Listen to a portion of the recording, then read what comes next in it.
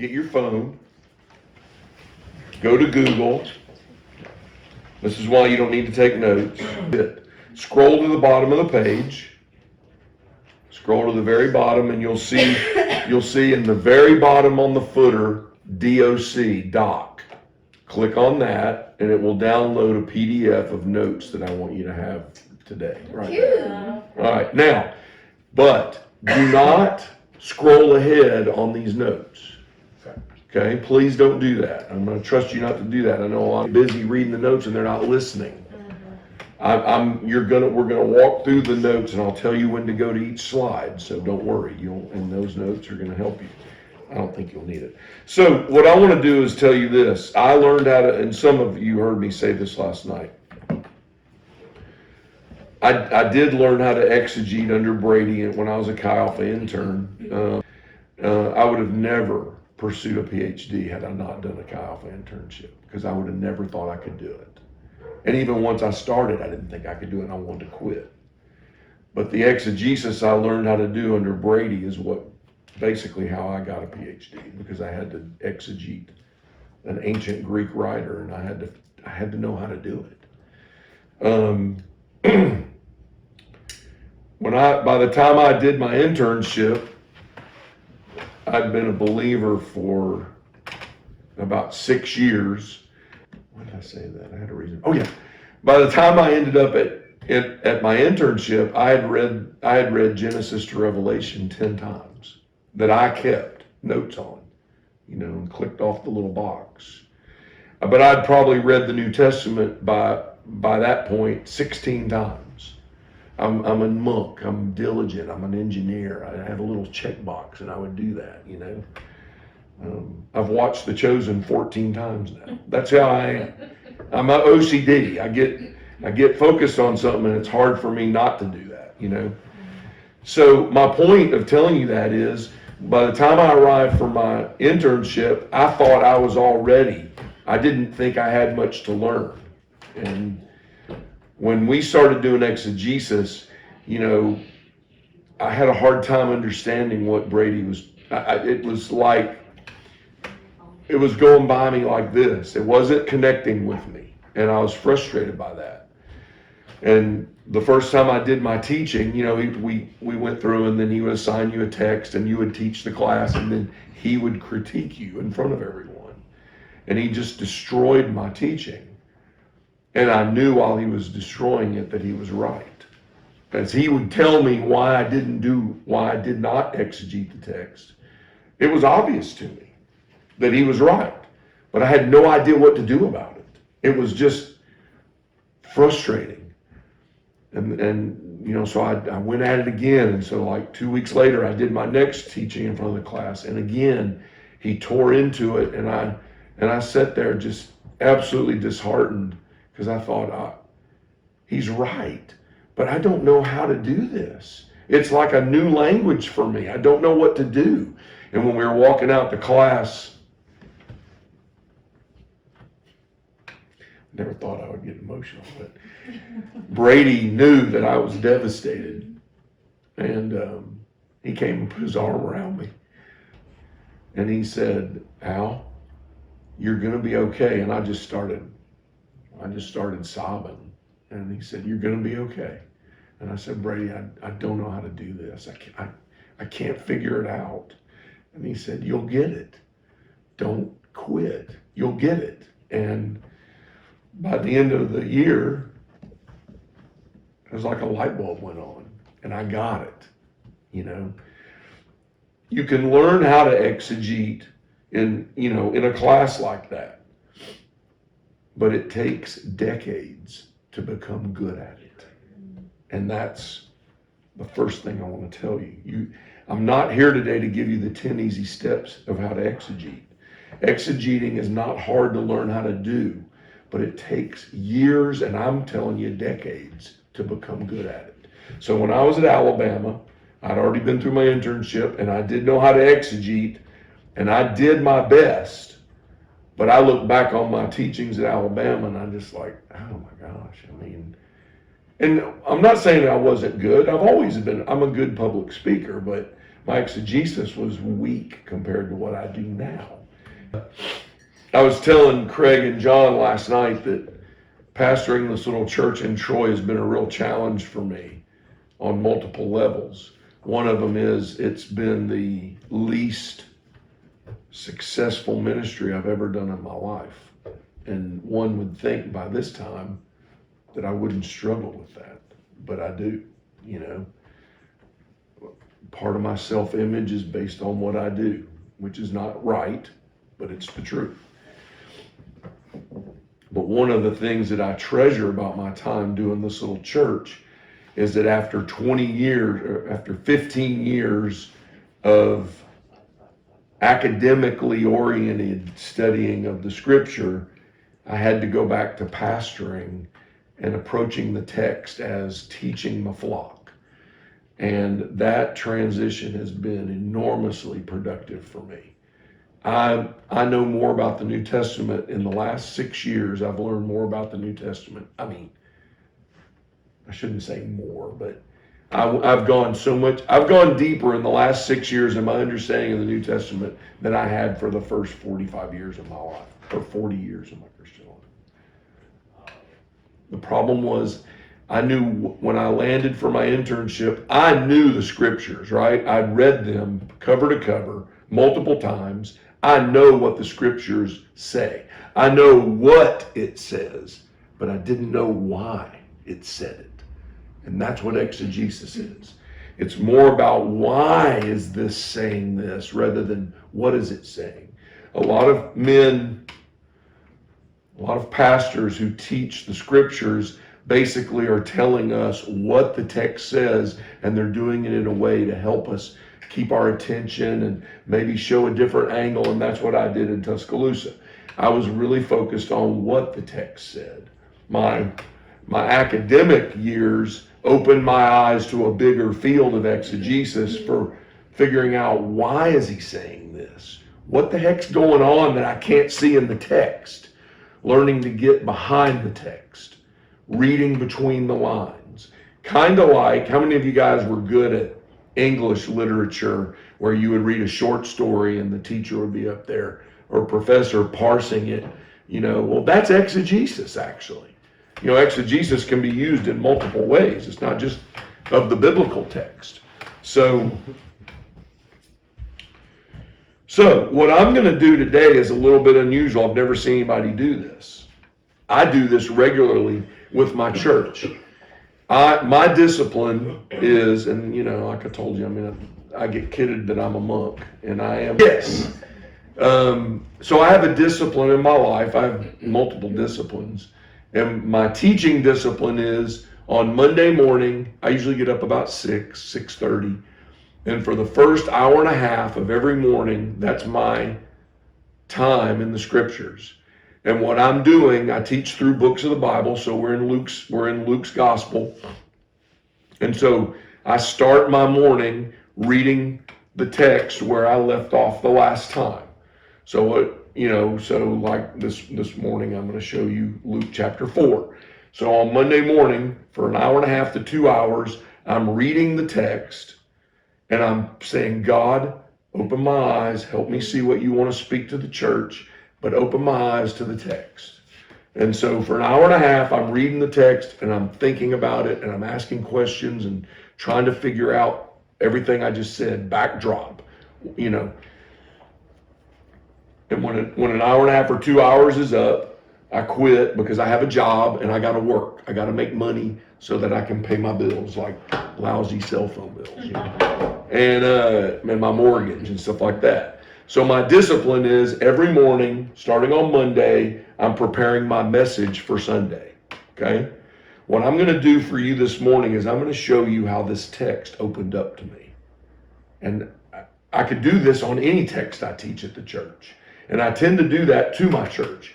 I'm trying to help them learn how to read the text. And so I will describe for them how I came to this, right? Well, this morning you're going to get a not an abbreviated version of that.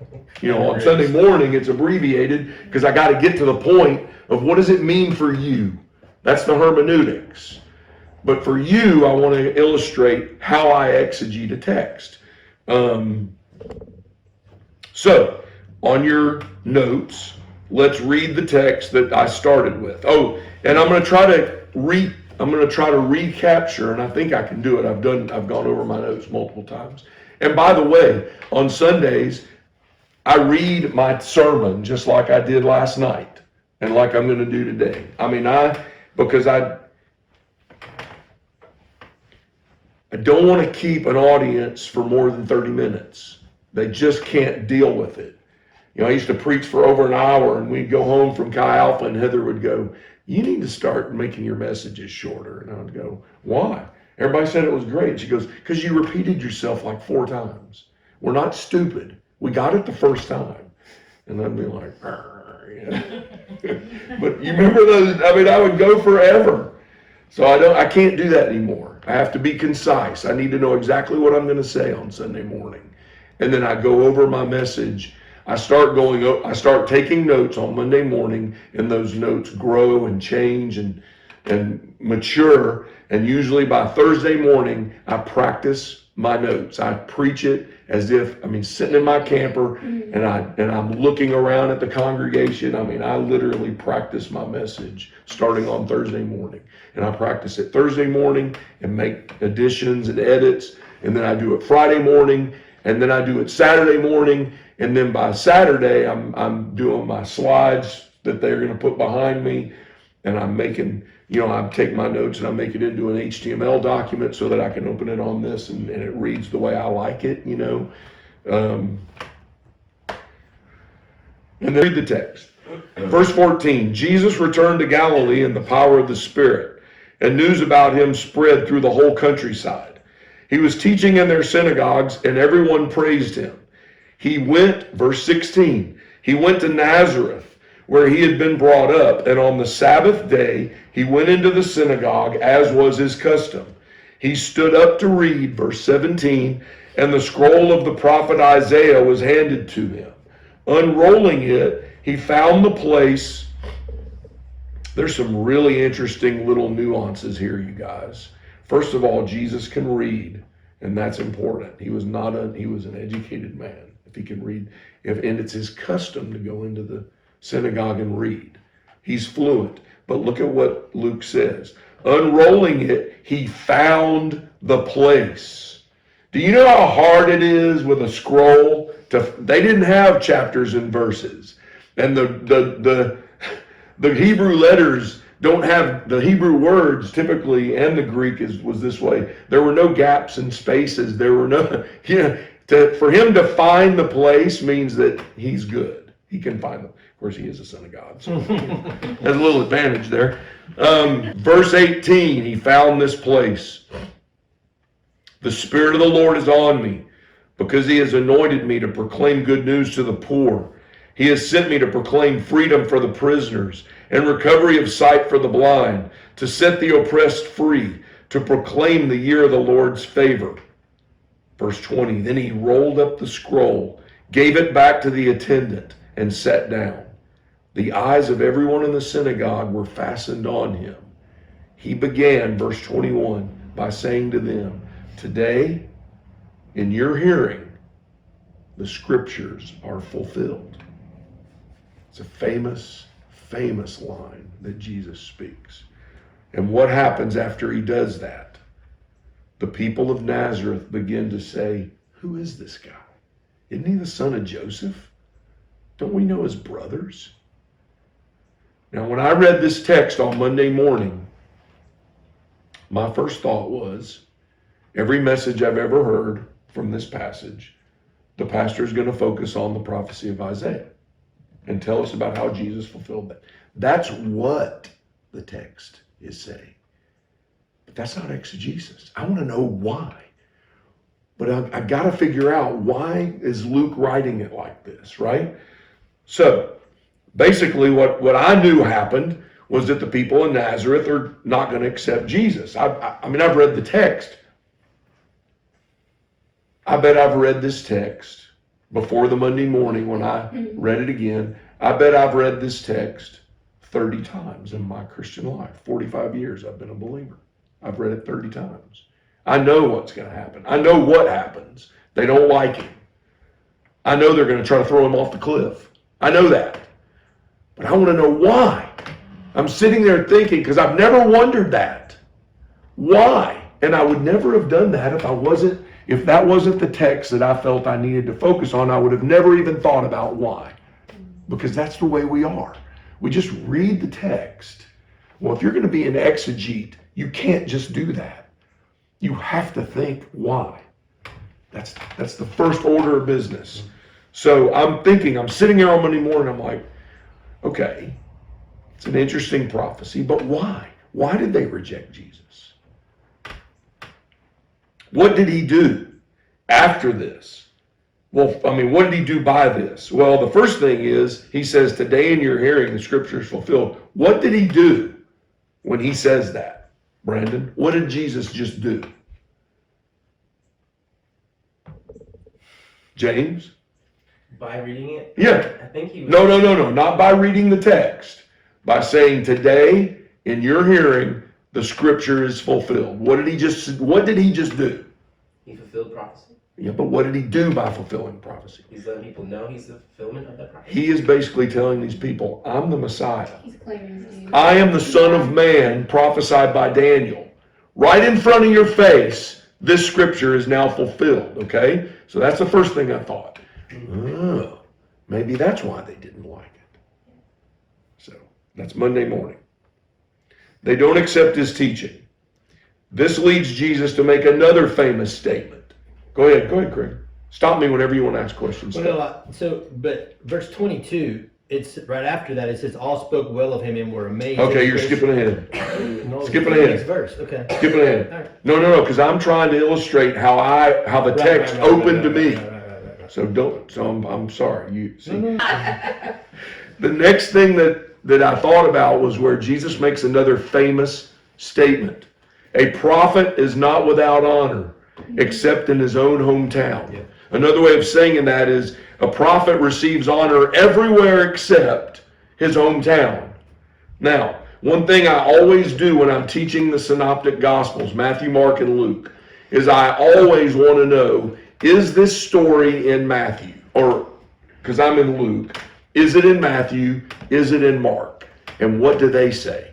Because what they say might inform me and help me exegete Luke. And so I immediately on Monday morning went to Matthew and Mark and found the story. And indeed, Jesus makes that statement in all three of the synoptic gospels. A prophet is not without.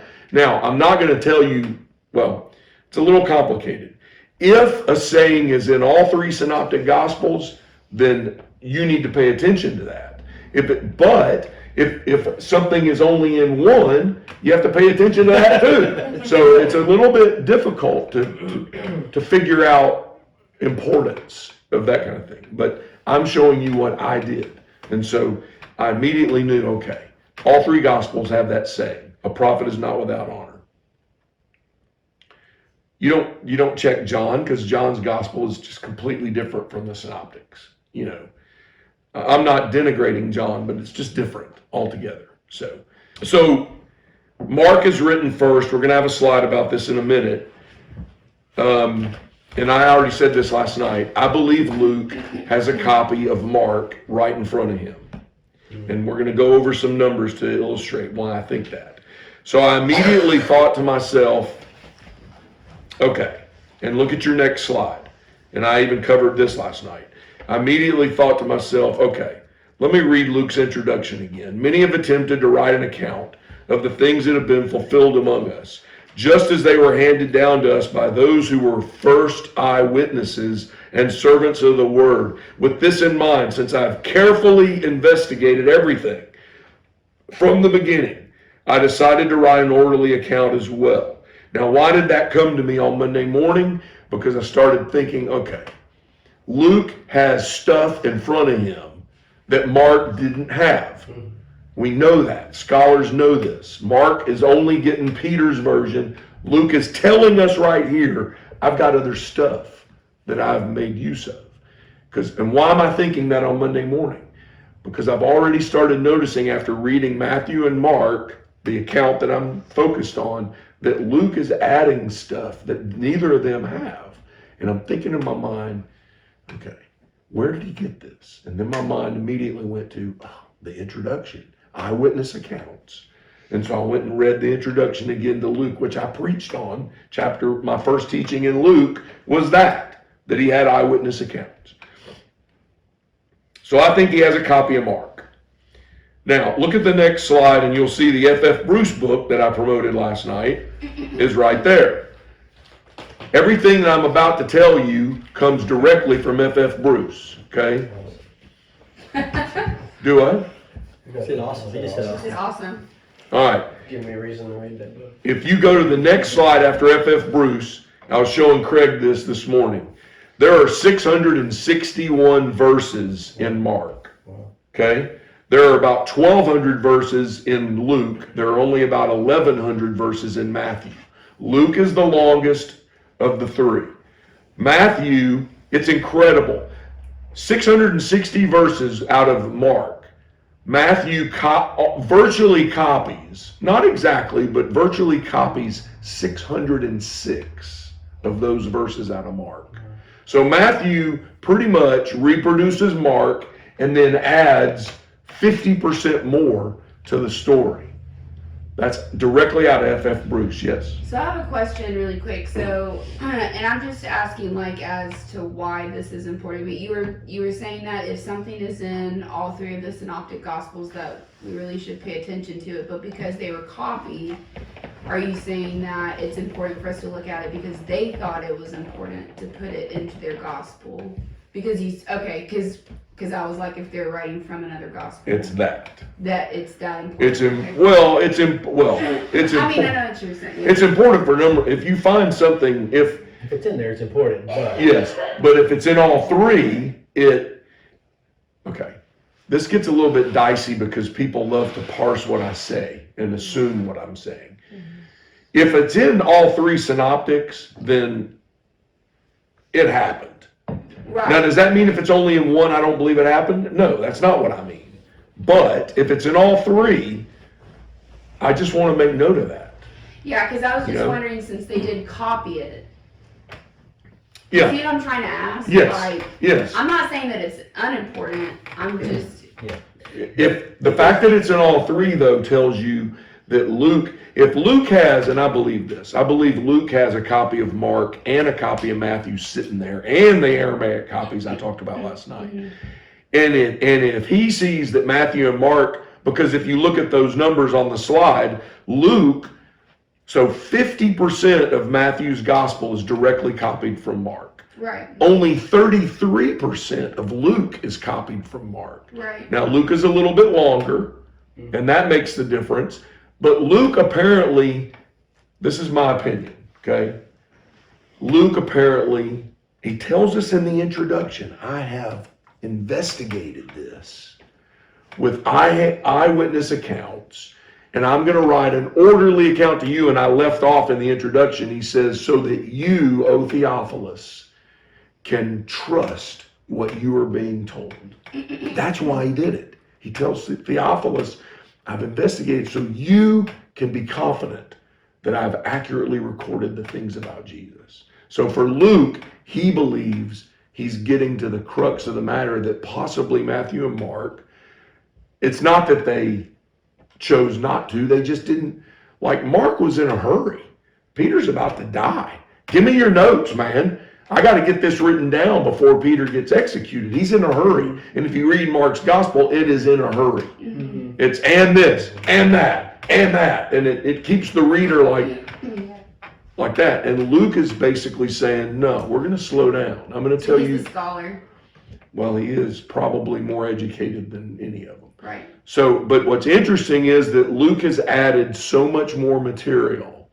And my question started thinking, and this was on Tuesday morning that I opened F.F. Bruce. And I started thinking, okay. And it was on Tuesday morning that I decided, after looking at the numbers in F.F. Bruce Presents, I said, okay. I've always believed that Luke had Mark in front of him and that Matthew had Mark in front of him. But now I'm beginning to think that he has Matthew in front of him as well, after what I read in F.F. Bruce. And so now I'm thinking, okay, Luke has added things in this story, and I'm trying to illustrate how I thought through it. And I started thinking on Tuesday morning, Luke has added stuff that's not in Matthew or Mark. Why did he do it? Why did he do this? And I'm going to show you what happened. So, now, it has been 30 years since I taught through the Gospel of Luke. I did it in Tuscaloosa. Of course, I mean... You did it poorly, but you did it. I did, yeah. It's not true. If I listened to one of my teachings, I would probably go, oh my. I would probably say, all right, that was pretty good, but man, oh man, you missed this and that and the other thing. But anyway, it doesn't matter. So, but it's been 30 years since I've probably read, Luke's gospel is my favorite because I'm an historian, and Luke was an historian, you know. So Luke and Acts are 2 volumes of a set. And I love Acts. I mean, I'm an early church historian, so Acts is extremely important. You know, it's the introduction to the Apostle Paul. I'm a huge Paul guy. But, so I've always loved Luke's gospel, and I tend to go to Luke when I want to know stuff about Jesus. I tend to go to Luke.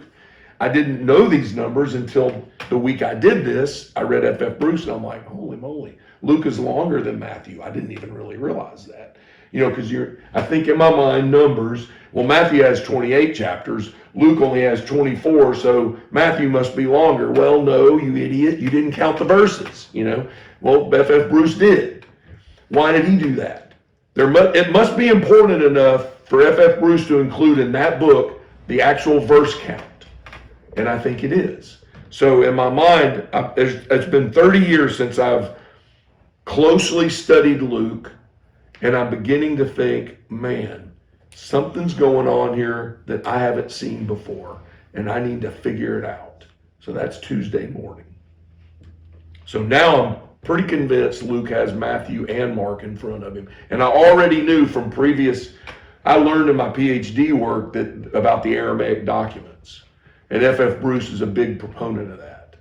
I think Gordon Fee does it as well, and I can't remember though. So,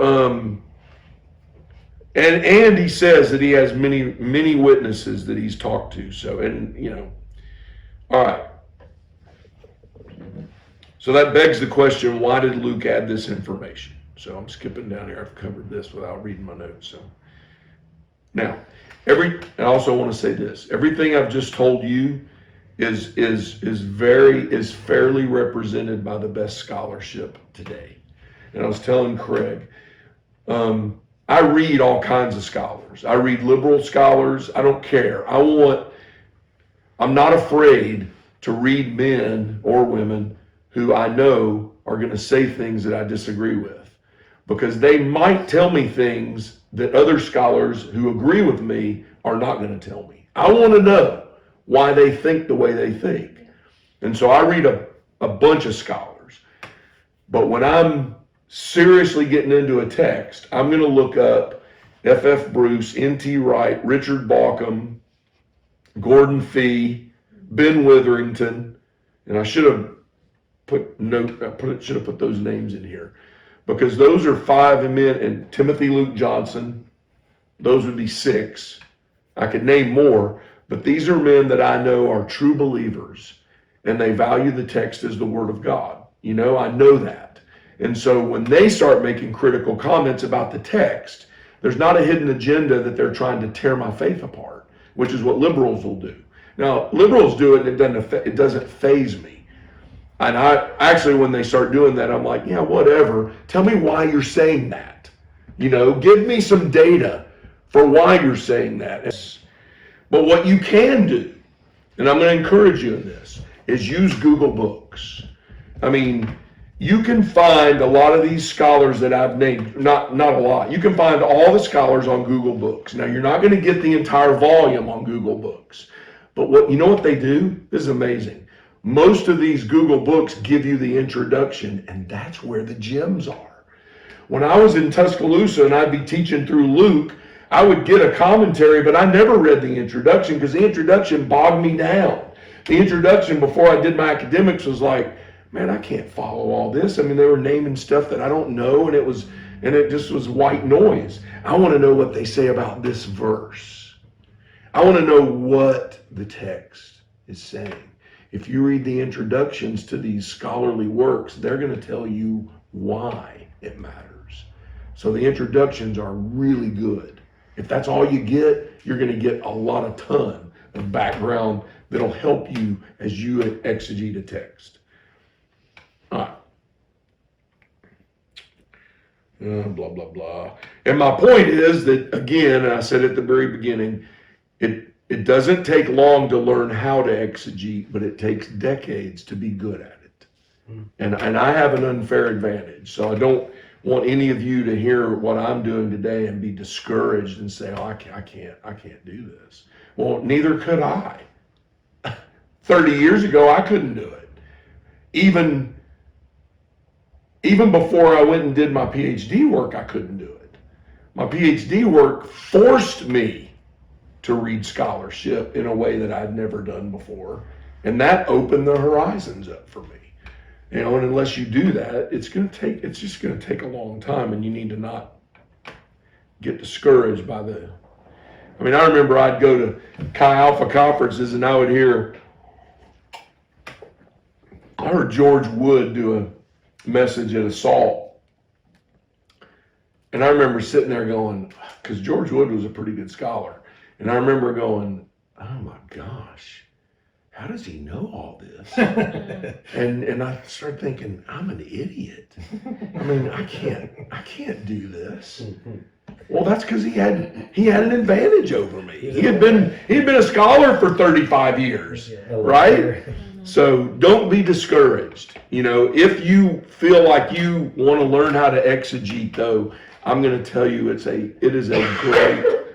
a great thing, and you yourself will gain more than the people you teach. I do it every week. I love when the scriptures open up to me. It's like it just lights my fire, and I try to bleed out as much of it as I can to my congregation, but they don't have the background I have. They can't grasp it like I do. So it benefits me more than it does them, and I know that. That's what drives me to work and study. It's not because I'm so concerned about you. No, it's selfish. It's part of my spiritual life, and it helps me, I think God uses that in our lives, so it's not evil. All right. So Wednesday morning I get up and I start all over by thinking, when I say I start all over, every morning I read the text again, because it's amazing how I stop my discipline at 9 o'clock in the morning and, or 8:30, whatever, because I have to eat breakfast and yada, yada. And so from about 9 o'clock until 6 o'clock the next morning, I hardly think about what I did because I'm busy doing all kinds of other stuff. My brain has had a break. And now I sit down the next morning and I read the exact same text and I see things that I didn't see prior. You know how that is, because my brain needed a chance to get away from the forest, and now let's look at the trees. Hey, did you notice that pine right there? That's what happens. So Wednesday morning I get up and I'm reading through the text again, and I'm thinking, okay, this event is recorded in all three synoptics, and they're almost identical in the exact story.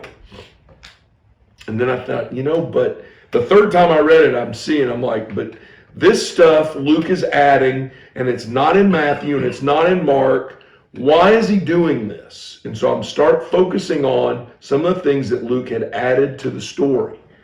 Why? Because I want to know why. I don't know that I'll say anything on Sunday morning, but now my mind is clicked, or what's the word? Piqued. I want to know why. Just because I'm curious, and I want to know the scriptures. So it's important to me now. I want to figure this out. So immediately I start asking, why did he do this? And what I realize is I read the text again, and I read it all over again from kind of an angle of why did he say these particular things? I start realizing that in Luke's account, and this is what he's added, Jesus starts poking the people in Nazareth in the eye. I already knew that. So I'm reading it and I'm wondering, okay, I'm thinking, why is he doing this? And the thought comes to my mind, I wonder if the people in Nazareth are jealous or maybe even a little irritated with Jesus. Because Jesus says a prophet is not without honor except in his own country. Why would the people in the little town where he grows up, why would they be jealous of him? And then I start thinking, well, Jesus spent a ton of his time around the Sea of Galilee. Capernaum is where a lot of stuff happens in the Gospels. Now, I'm a big fan of The Chosen. As I've said, I've watched it 14 times now. And they do a great job of this, showing that the bulk of Jesus' life, the first year anyway, is around the Sea of Galilee. We all know that. That's where he calls Peter and Andrew, James and John. They were fishermen. Well, they weren't in Nazareth.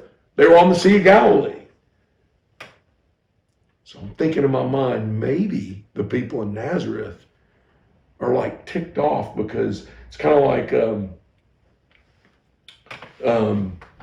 what's that dude who's the rifleman who from Brantley?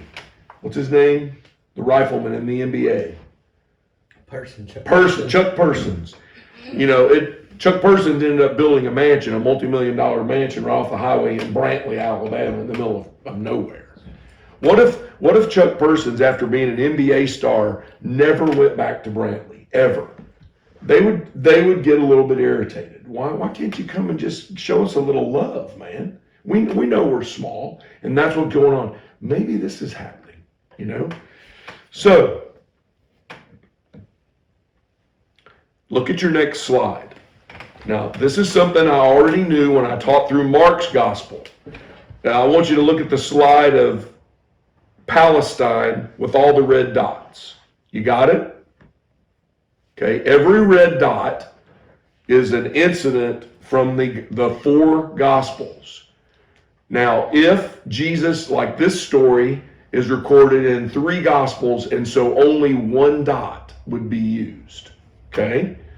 But you look at those red dots, and that's the life of Jesus, and you see that like 40% of his life events happen right around the Sea of Galilee. And that's probably the first year of his ministry. And then you look down in Jerusalem, and there's about 35% of his life is right around Jerusalem. The bulk of that is in the Passion Week in his third year before he gets crucified. And now I knew this already, and that's what hit me when I started thinking maybe the people in Nazareth are not happy. And I've been watching The Chosen, and they do a great, everything's in Capernaum, you know? And then I remembered this map, and I went back and found the map from my teachings in Mark, and I looked at the map and I went, dang straight.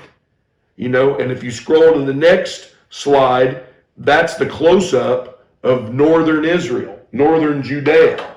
And you see all the time that's spent. Now remember, every dot, if it's occurring in one or two or three of the Gospels, it's only represented with one dot.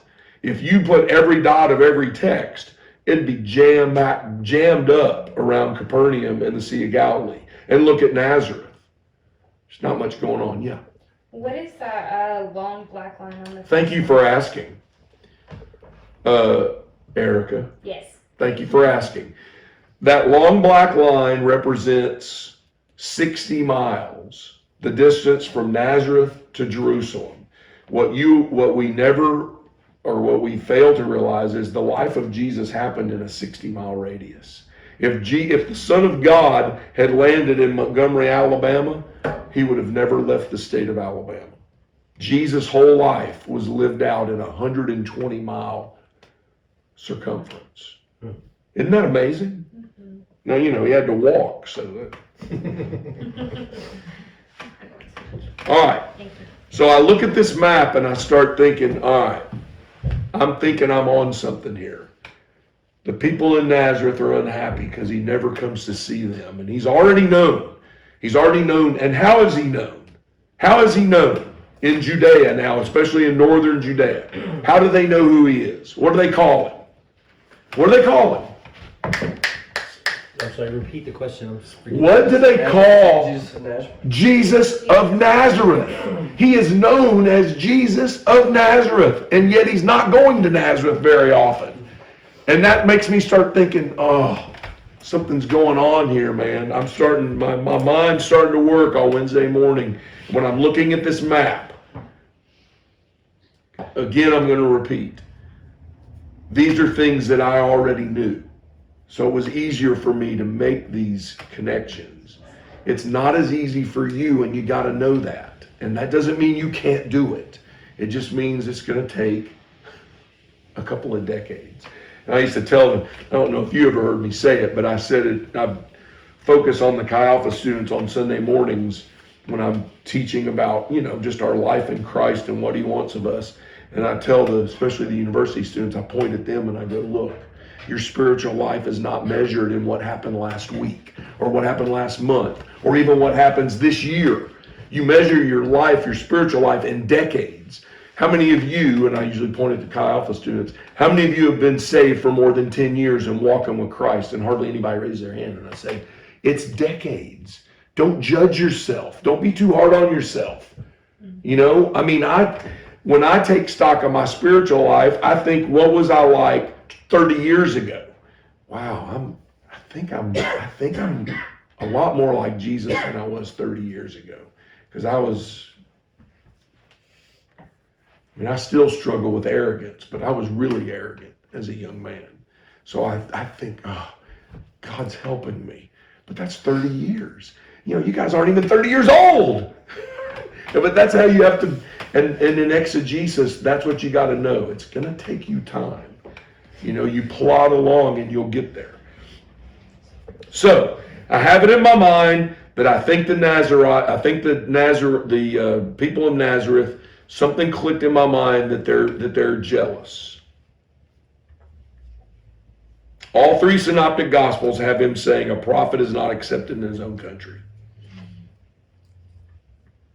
The last verse we read that I focused on was when Jesus says, today, right in front of you, the scripture has been fulfilled. And then verse 22 says, I'm Wednesday morning now, and I'm opening, I feel like my brain's opening up to what's happening. And then I read verse 22, Craig. I've read verse 22 every morning, but I read right past it. And then I read verse 22. All spoke well of him and were amazed at the gracious words that came from his lips. And now I'm going, wait a minute. They don't like him. I know that because of all my history of reading the Bible. I know that. But I'd never noticed verse 22 that they spoke well of him. And now I'm thinking, what in the heck is going on? How do we move from that to we're going to throw you off a cliff? Look at the next slide. Then I noticed verse 23. I've read it every single day, you guys, but I read right past it. Verse 23, Jesus says to them, surely you will quote this proverb to me, physician, heal yourself. Is that poking them in the eye, Craig? Yes. Why would he say that to them? Because he knows their hearts and their minds, and he knows that they're unhappy with him. How does he know that? I don't know. He's Son of God. And then he says, and you will tell me, do here in your hometown what we have heard that you did in Capernaum. I had read that verse all my life and read right past it. Monday and Tuesday, I read right past it because in my mind that I was looking for something else. It was only the thought that maybe they're jealous of him. Maybe they're jealous because he's spending so much time around the Sea of Galilee. And as I'm reading the text again, I went, holy crap. I never noticed that. Jesus is poking them in the eye.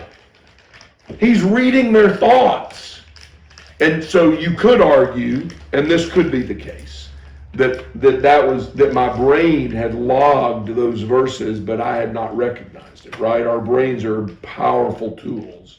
So maybe I maybe my brain had seen it, but my conscious mind had not grasped it. And God was, and I believe this, I believe that God helps me by helping me think of things, you know. I'd read right past this stuff.